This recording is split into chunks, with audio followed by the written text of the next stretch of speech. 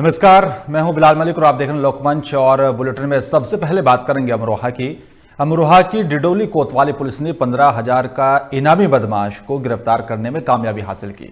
आपको बता दें कि अमरोहा की डिडोली कोतवाली पुलिस ने वांछित चल रहे 15,000 के इनामी बदमाश इमरान को गिरफ्तार कर लिया है।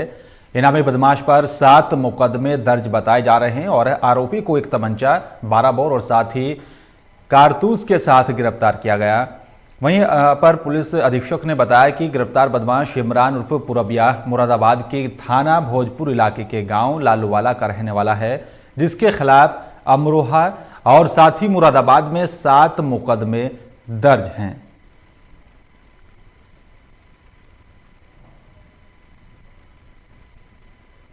थाना डिडौली से वांछित चल रहे इमरान उर्फ पुरबिया पुत्र हामिद निवासी लालूवाला भोजपुर मुरादाबाद, ये 15,000 का इनामी बदमाश था, इसे गिरफ्तार किया गया है। ये करीब 7 के खिलाफ मुकदमे हैं। डिडौली, रजापुर तथा मुरादाबाद के कई अभियोगों में वांछित चल रहा था। थाना डिडौली पुलिस द्वारा यह बहुत ही अच्छी कार्रवाई की गई है, इसके लिए नहीं पुरस्कृत। और इसी बीच लखनऊ से बड़ी खबर आ रही है। आपको बता दें कि किसानों के समर्थन में सड़कों पर उतरेगी सपा। अखिलेश यादव के आह्वान पर यात्रा का होगा आयोजन। 7 दिसंबर से यूपी के जिलों में किसान यात्राओं का आयोजन किया जाएगा। किसानों की मांग को लेकर सपा यात्रा का आयोजन करेगी। अखिलेश यादव के आह्वान पर सपा के कार्यकर्ता अब सड़कों पर उतरेंगे और किसानों के समर्थन में यात्रा निकाली जाएगी। और आपको बता दें कि उत्तर प्रदेश के सभी शहरों में यहां पर सपा के कार्यकर्ता, सपा के नेता किसानों के समर्थन में यात्रा निकालकर अपना समर्थन देंगे और साथ ही सरकार से मांग की जाएगी कि किसानों की मांगों को पूरा किया जाए। जिस तरह से लगातार दिल्ली में किसान संगठन इकट्ठा हो रहे हैं और सरकार से कृषि बिल पर अपनी कई मांगों को लेकर मनवाने की कोशिश कर रहे हैं, उसी को लेकर उत्तर प्रदेश में सपा भी किसानों के समर्थन में यात्रा निकालने की बात कर रही है। और अखिलेश यादव के आह्वान पर अब सभी शहरों में किसानों के समर्थन में सपा यात्रा निकालेगी और अपना समर्थन देगी।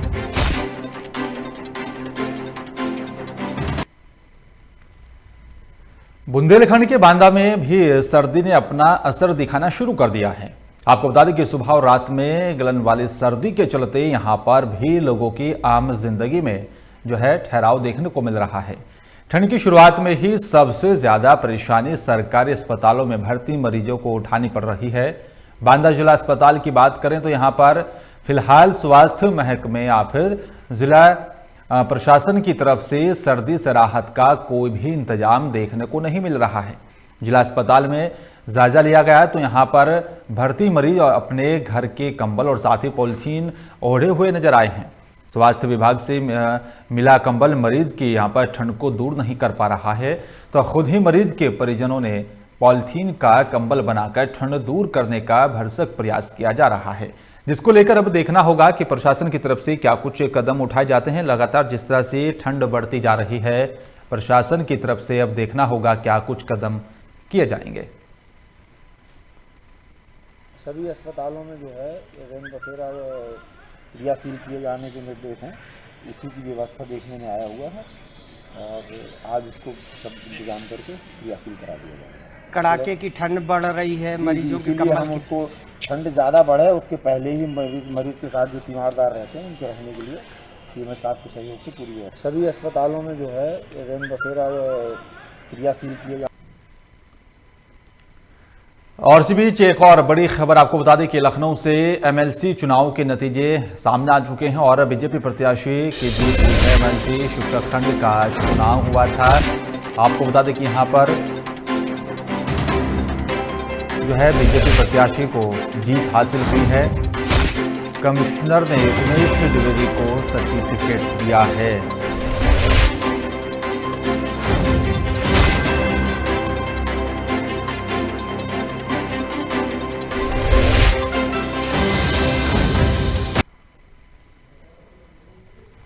और बाराबंकी में एसपी डॉक्टर अरविंद चतुर्वेदी ने कोरोना की गाइडलाइन पर जानकारी दी है। साथ ही कहा है कि कोरोना को रोकने के लिए पुलिस प्रशासन ने संकल्प ले रखा है और वह जानकारी दी है कि कोरोना को लेकर लोगों को जागरूक किया जा रहा है। साथ ही मास्क न लगाने पर भी लोगों का चालान किया जा रहा है। और इसी को लेकर हमारे संवाददाता विनय मिश्रा ने एसपी से खास बातचीत की, तो क्या कुछ कहा उन्होंने, आइए आपको सुनवाते हैं।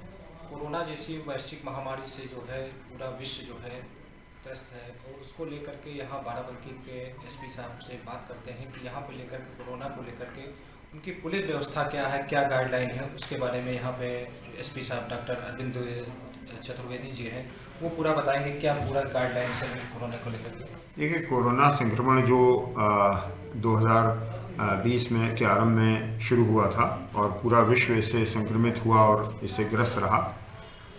भारत में और उत्तर प्रदेश में भी इसका काफ़ी व्यापक प्रभाव रहा है।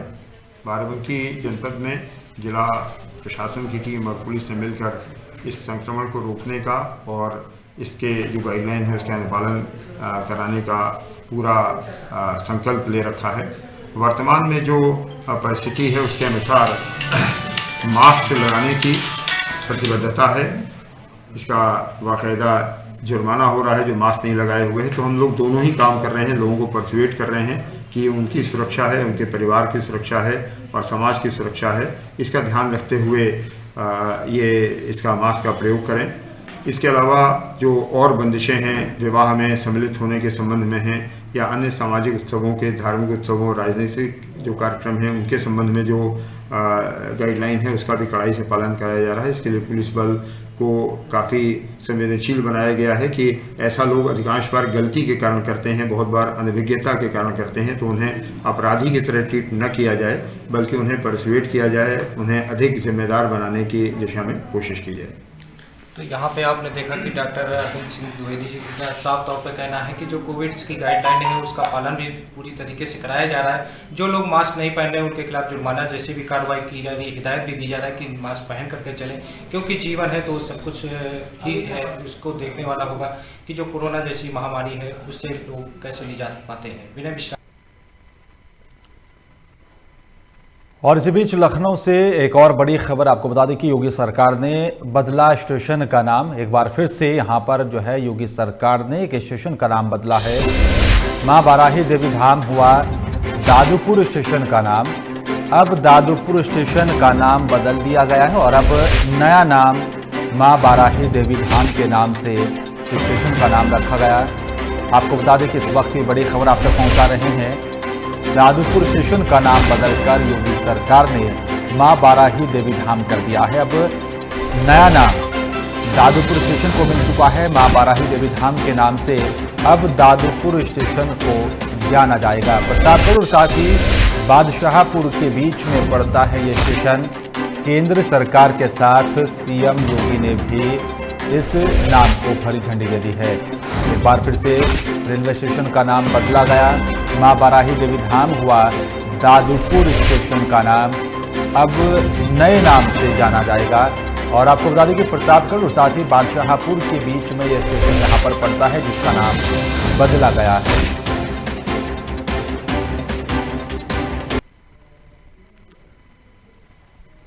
और चलिए बात करेंगे मेरठ की। मेरठ में भी यहाँ पर कोरोना का संक्रमण लगातार बढ़ता जा रहा है। आलम यह है कि रोज बढ़ रहे मरीजों की संख्या को देखते हुए ही प्रशासनिक अधिकारियों की परेशानी पर भी सर्दी के मौसम में पसीने छिड़क रहे हैं।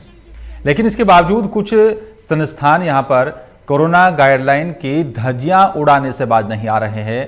ताजा मामला छिपीटैंक स्थित Saint Thomas English medium school का है, जहां पर कई कर्मचारियों के संक्रमित मिलने के बाद डीएम ने स्कूल को 3 दिन के लिए बंद रखने का आदेश दिया था। लेकिन इसके बावजूद डीएम के आदेश की धज्जियां उड़ाकर स्कूल में बच्चों की जान जोखिम में डालते हुए प्रैक्टिकल कराए जा रहे हैं। मामला संज्ञान में आने के बाद भी यहां पर सीएमओ ने जांच के बाद कार्रवाई करने की बात कही है। अब देखना होगा इस पूरे मामले को लेकर क्या कुछ कार्रवाई की जाएगी।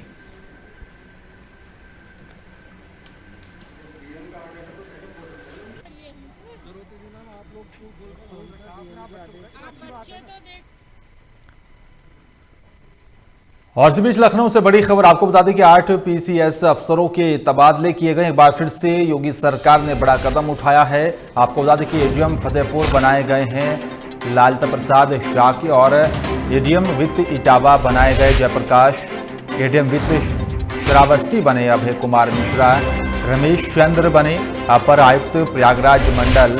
रजनीश मिश्रा को बनाया गया नगर मजिस्ट्रेट और प्रयागराज। विनय कुमार सिंह बने सिटी मजिस्ट्रेट बुलंदशहर। एक बार फिर से बड़ा बदलाव किया गया। लगातार अधिकारियों के तबादले हो रहे हैं और आपको बता दें कि एडीएम वित्त श्रावस्ती बने हैं अभय कुमार मिश्रा।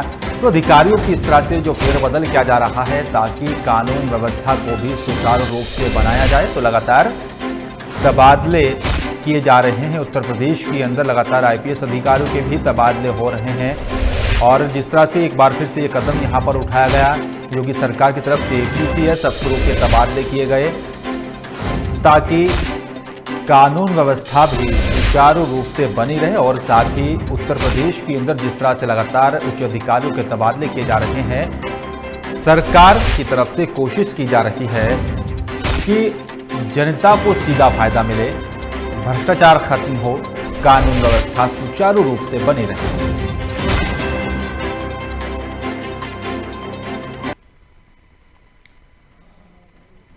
सरकार और किसानों के बीच वार्ता के बेनतीजा निकलने के बाद उत्तर प्रदेश के प्रयागराज में इलाहाबाद विश्वविद्यालय के छात्रों से लेकर इलाहाबाद उच्च न्यायालय के अधिवक्ता मंच के सदस्यों ने विरोध प्रदर्शन शुरू कर दिया है।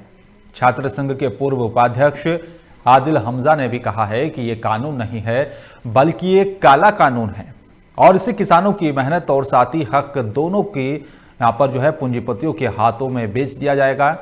और वहीं पर अधिवक्ता मंच के सदस्य हृदयलाल मौर्य ने भी केंद्र सरकार को दोषी बताते हुए कहा है कि यह सरकार प्राइवेट कंपनियों के दलाल हैं और इसका काम जो है यहाँ पर अदानी और अंबानी जैसे लोगों को फायदा पहुंचाने के लिए किया जा रहा है।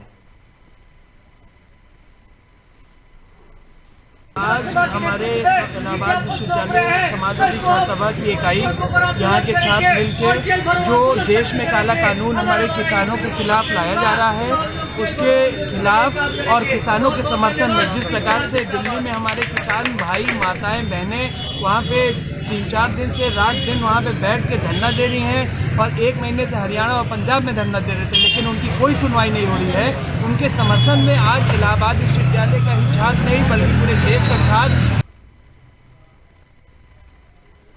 सुल्तानपुर में आजाद समाज सेवा समिति के संस्थापक और राज्यसभा सांसद संजय सिंह के खिलाफ मुर्दाबाद के नारे लगे। राजपूतान शौर्य फाउंडेशन आर्यव्रत कार्यकर्ताओं को नियंत्रित करने में कई थाने की फोर्स लगा दी गई थी और साथ ही आधा दर्जन को यहां पर हिरासत में लिया गया। वहीं प्रदर्शनकारियों ने अब आपको बता दें कि चकमा देने के लिए भी संस्थापक संजय सिंह ने रास्ता बदल दिया था। आधे घंटे तक ये हाई वोल्टेज ड्रामा यहां पर चलता रहा जिसके चलते लोगों को भी परेशानियों का सामना करना पड़ा। आज का जो प्रोटेस्ट रहा है माननीय सांसद आम आदमी पार्टी के संजय सिंह के खिलाफ था। उन्होंने विगत कई दिनों से मैं देख रहा हूँ हाथरस का कांड जो हुआ उसके बाद उससे पहले भी वो क्षत्रिय समाज को टारगेट कर रहे हैं। आप राजनीति कर रहे हैं, आप पार्टी विरोध करिए, हमें कोई आपत्ति नहीं है। आप भाजपा का विरोध करें, कांग्रेस का विरोध करें, किसी का विरोध करें, लेकिन अनर्गल बिना किसी पुख्ता सबूत के आप राजपूत समाज को बीच में टारगेट कर रहे हैं, ये कहीं से उचित नहीं। आप संवैधानिक पद पे बैठे हुए हैं। हाथरस कांड में आप देखिए आज तक बलात्कारी जो है सिर्फ बलात्कारी रहा है। निर्भया कांड में किसी ने नहीं जाना था कि निर्भया एक राजपूत थी, किसी को जानकारी नहीं थी, लेकिन हाथरस का कांड हुआ, 3 लड़के बतौर ठाकुर, बार बार इस चीज़ को कहा गया कि ठाकुरों ने बलात्कार किया। इस तरह से समाज विभाजन का जो ये काम कर रहे हैं, इस तरह की घटिया राजनीति करना संजय सिंह बंद करेंगे। जब तक बंद नहीं करेंगे उनका गृह जनपद होने के नाते राजपूताना शौर्य फाउंडेशन आर्याव्रत के सभी सदस्य सभी जिलों में जहां इनका प्रोग्राम होगा हम सब पूर्ण तरह से बहिष्कार करेंगे इनका। संजय सिंह लगातार राजपूतों को लेकर के अनर्गल प्रतिक्रिया दे रहे हैं। उन्होंने अभी बीच में एक आरोप ये भी लगाया था कि जो आईएएस पीसीएस आज पदों पे बैठे हुए हैं वो माननीय योगी जी के बदौलत बैठे हुए हैं। क्या वो आईएएस पीसीएस आज इस आरक्षण के युग में किसी के बदौलत बैठे हुए थे? राजपूत हमेशा से समाज के विकास के लिए काम करता रहा है, अपने दम पे जीता रहा है और अपने दम पे लोगों को जिंदा करता रहा है। ऐसे अनर्गल उनके बर्ताव के कारण आज ये विरोध राजपूताना सौर फाउंडेशन आर्यावर्त ने किया है। गिरफ्तारी ये प्रशासन का काम है, उन्होंने गिरफ्तारी क्यों की ये वो जाने। हमारा तो सीधा सा मतलब था कि हमें अपनी आवाज़ जो वो गलत कर रहे हैं उसके खिलाफ उठाना था और हमने अपना कार्य किया है। जो भी हिंदू समाज को बांटने का काम करेगा जातियों में, उसके खिलाफ हमारी आवाज़ उठती रहेगी। वाराणसी में दिल्ली में किसानों के जरिए किए जा रहे धरने प्रदर्शन के यहाँ पर समर्थन में मनरेगा मजदूर यूनियन के मजदूरों और साथ ही किसानों ने प्रदर्शन किया और साथ ही किसान विरोधी तीनों कानून रद्द करने की मांग कर रहे हैं। आपको बता दें कि अखिल भारतीय किसान संघर्ष समन्वय समिति के आह्वान पर ही देश के विभिन्न राज्यों के किसान दिल्ली से जुड़े सीमाओं पर प्रदर्शन कर रहे हैं। किसान विरोधी तीनों कानूनों को रद्द करने की मांग को लेकर पिछले 8 दिनों से लगातार विरोध प्रदर्शन किसानों की तरफ से किया जा रहा है। किसानों के साथ ही एकजुटता दिखाते हुए और प्रदर्शिता करते यहाँ पर जो है जिस तरह से प्रदर्शन हो रहा है और गुरुवार को भी मनरेगा मजदूर भी किसानों के आंदोलन को समर्थन देने के लिए विरोध प्रदर्शन करने को लेकर सड़कों पर उतरे। देश की प्रगति, किसान की उन्नति, देश की प्रगति। तो हमारी सरकार से, तमाम राजनीतिक और सामाजिक संगठनों से मांग है कि इनके जायज मांगों का समर्थन करें। मैं खुद समर्थन। और फिलहाल इस बुलेटिन में मेरे साथ सिर्फ इतना ही। बाकी तमाम खबरों के लिए आप देखते रहे लोकमंच। नमस्कार।